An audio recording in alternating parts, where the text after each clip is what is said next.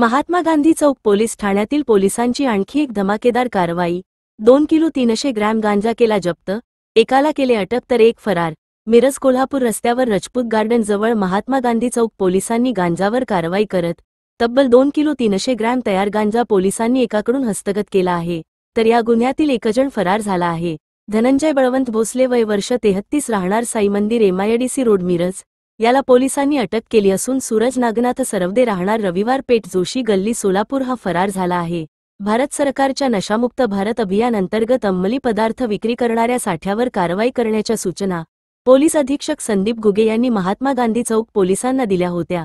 त्याच्या अनुषंगाने मिरजेतील कोल्हापूर रस्त्यावर रजपूत गार्डन जवळ एक व्यक्ती गांजा विक्री करण्यासाठी येत असल्याची माहिती मिळाली। मिळालेल्या माहितीनुसार पोलिसांनी सापळा रचून संशयित धनंजय भोसले याला ताब्यात घेऊन त्याच्याकडून सदरचा गांजा हस्तगत करण्यात आला, तर सदरचा गांजा हा सूरज सरवदे, राहणार सोलापूर, याच्याकडून मागवून किरकोळ स्वरूपात विक्री करून वितरण करत असल्याचे चौकशीत निष्पन्न झाले आहे।